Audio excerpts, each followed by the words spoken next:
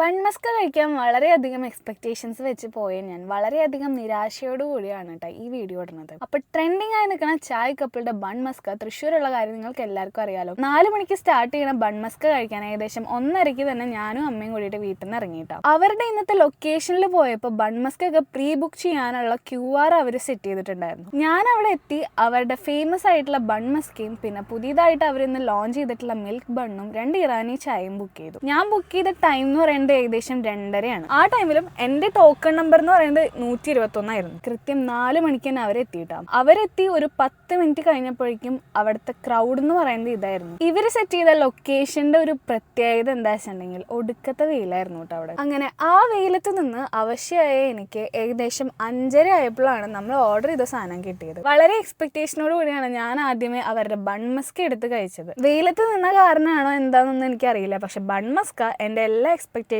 തകർത്ത് കളഞ്ഞു. അവരുടെ ബണ്ണ് നല്ല ഡ്രൈ ആയിരുന്നു. അത് മാത്രമല്ല അതിന്റെ ഉള്ളിൽ ബട്ടർ ഫില്ലിങ്ങിന് പകരം ഫ്രഷ് ക്രീം ഫിൽ ചെയ്ത പോലെയാണ് എനിക്ക് തോന്നിയത് കേട്ടോ. അതിൽ എന്നെ മൂഡ് പോയ ഞാൻ പിന്നെ മിൽക്ക് ബണ്ണ് ട്രൈ ചെയ്യാൻ നിന്നില്ല. പാർസൽ വാങ്ങി ഞാൻ നേരെ എന്റെ ഫ്രണ്ട്സിന് കൊണ്ടുപോയി കൊടുത്തു. അപ്പൊ അവരുടെ അഭിപ്രായം ഇതായിരുന്നു. ആൾക്കാരൊക്കെ പറയണ പോലെ ഇത്രയും ഹൈപ്പിനുള്ള ഒരു സാധനം ഉണ്ട് എന്നുള്ളത് എനിക്ക് ഫീൽ ചെയ്തില്ല. അപ്പൊ എന്റെ ഒരു അഭിപ്രായമാണ് കേട്ടോ ഞാൻ പറഞ്ഞത്. നിങ്ങളിത് കഴിച്ചിട്ടുണ്ടെങ്കിൽ നിങ്ങളുടെ അഭിപ്രായം എന്താണെന്നുള്ളത് കമന്റ് ബോക്സിൽ പറയാട്ടോ. അപ്പൊ അടുത്തൊരു വീഡിയോയിൽ കാണാം. Tata bye bye.